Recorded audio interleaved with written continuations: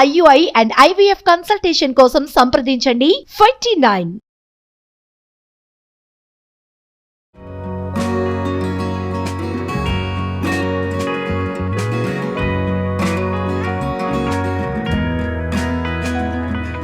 Welcome to Suman TV.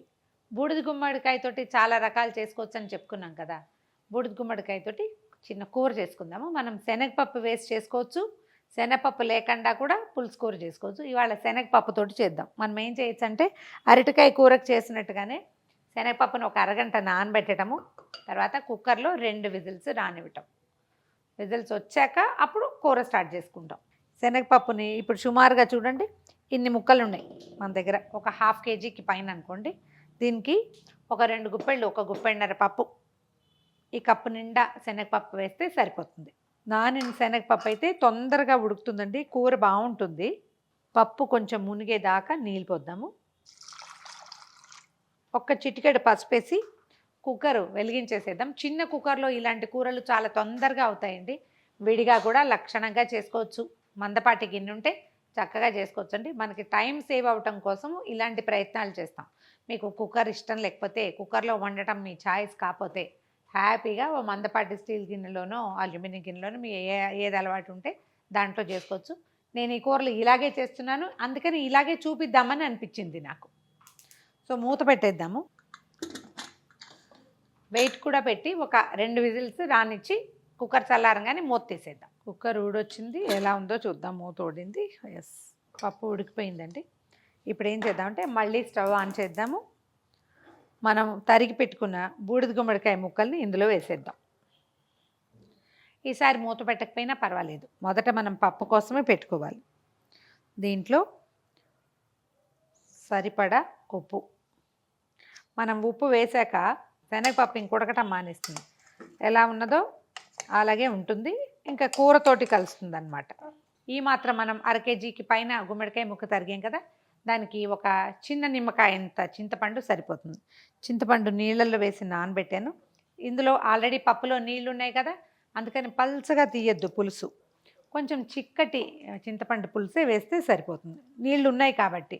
అందులో అడుగున అస్సలు నీళ్ళు లేవనుకోండి, అప్పుడు కొంచెం పల్చటి పులుసు పిసికి పోసుకోవాలి. చింతపండు రసం వేసేద్దాం. ఇందులో ఒక 2 రెబ్బల కరివేపాకు వేసేద్దాము. తర్వాత ఒక 2 పచ్చిమిరపకాయలని చీరి ఈ పులుసులో వేసేస్తే ముక్కలతో పాటు మన పచ్చిమిర్చి కూడా మగ్గిపోతుంది. 2 లేదా 3 పచ్చిమిరపకాయలను వేయచ్చు. ఒకసారి పైకి కిందకి కదిపి, ఆల్రెడీ మొదట పసుపు వేసాను కాబట్టి ఇప్పుడు పెద్దగా పసుపు వేయట్లేదండి. ఇవి చింతపండులో శనగపప్పు, తర్వాత గుమ్మడికాయ ముక్కలు, ఉప్పు కలిసి మొత్తం మీద నిదానంగా ఉడకనిద్దాము. దీన్ని సిమ్ నుంచి మీడియం ఫ్లేమ్ మధ్యలో ఉంచండి. కొద్దిగా మామూలు మూత, దీనికి ఏం కుక్కర్ మూత పెట్టవలసిన అవసరం లేదు. ముక్కలు మగ్గనిద్దాము, ఉడికిపోనిద్దాము. ఉడికిన తర్వాత అప్పుడు చివరికి కారము, పోపు వేసుకోవచ్చు. మధ్యలో కదపాల్సిన పని అది ఏమీ లేదండి. మనం చింతపులుసు చాలా వేసాం, ఎక్కువ నీళ్ళు ఉన్నాయి కదా. ముక్కలు ఉడికి పులుసు బాగా దగ్గరకు అయ్యాకే చూడొచ్చు. జస్ట్ మధ్యలో ఎలా ఉందో చూస్తున్నాం అంతే. మంచి వాసన వస్తుంది, పుల్లటి వాసన. ఇంకొంచెం ముక్క ఉడకాలండి, మనకు కనిపిస్తుంది చూడండి. శనగపప్పు ఏమో బాగా ఉడికిపోయింది, తెలుస్తుంది కదా.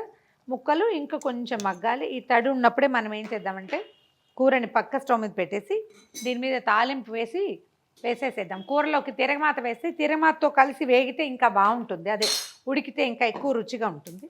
ఈ స్టవ్ వెలిగిస్తాను, దీని మీదకి మార్చుకుందాం. కూరలో పైన పోపు వేయటం ఏమిటి, పోపులో కూర వేయాలి అని ఒకరు అడిగారు నన్ను. మీకు అలా కావాలి అని అనుకుంటే కనుక దీన్ని ఉడకనివ్వండి.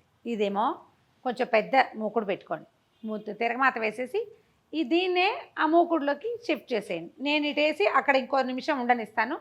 మీరు అటు కాకపోతే ఇటు చేసుకోవచ్చు, చాయిస్ మందేనండి. అందులో పెద్ద తేడా ఏముండదు, ఎందుకంటే అది ఉడికే కూర, వేగేది మగ్గేది కాదు.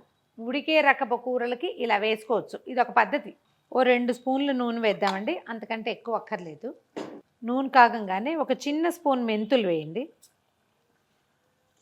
మెంతులు కొంచెం ముదురు వేపు వచ్చాక ఓ స్పూన్ ఆవాలు, ఆవాలు చిటపట్లాడాక 1 స్పూను మినపప్పు బ్రౌన్గా అవనిచ్చి ఓ 4 మిరపకాయలు, కొంచెం ఇంగువ.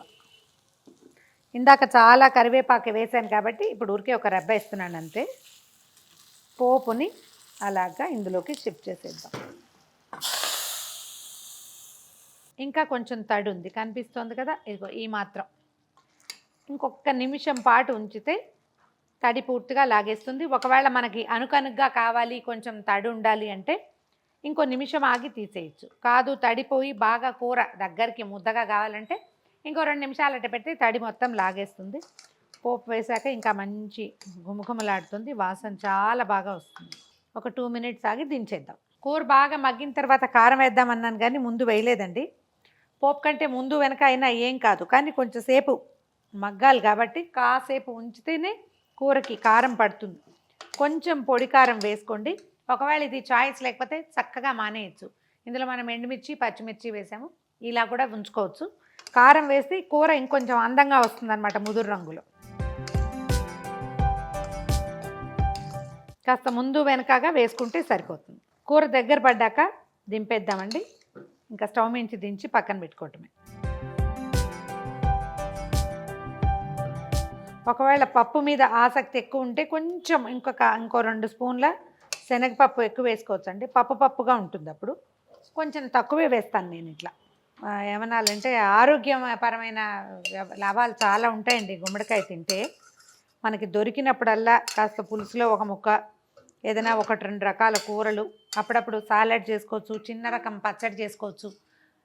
బూడిద గుమ్మడికాయతో చేసే ఊరగాయ కూడా మన ఛానల్లో ఉంది, కావాలంటే వెతికి చూడండి, చాలా రుచిగా ఉంటుంది. ఏదైనా చేస్తూ ఈ బూడిద గుమ్మడికాయని ఆరోగ్యానికి ఉపయోగించేలాగా వాడుకుంటూ ఉండటమే మంచిది. సాంబార్లో వేసుకోవచ్చు, మజ్జిగ పులుసులో వేసుకోవచ్చు, ఎక్సలెంట్గా ఉంటుంది. ఇవేమీ చేయమంటే చక్కగా జ్యూస్ తీసుకుని కొంచెం నిమ్మరసం తేనె వేసుకుని కూడా తాగొచ్చు. ట్రై చేసి చూడండి మీ వెసులుబాటుని బట్టి. ఇది ఆరోగ్యప్రదాయం కాబట్టి తప్పకుండా దీన్ని ఆహారంలో భాగం చేసుకుంటే మంచిది. బ్రహ్మాండమైన వాసన వస్తుందండి. గుమగుమలాడే గుమ్మడికాయ శనగపప్పు కూర ట్రై చేసి చూడండి. ఈ వీడియో కనుక మీకు నచ్చినట్లయితే లైక్ చేయండి, షేర్ చేయండి. మరిన్ని ఇంట్రెస్టింగ్ వీడియోల కోసం సుమన్ టీవీకి సబ్స్క్రైబ్ చేసుకోండి.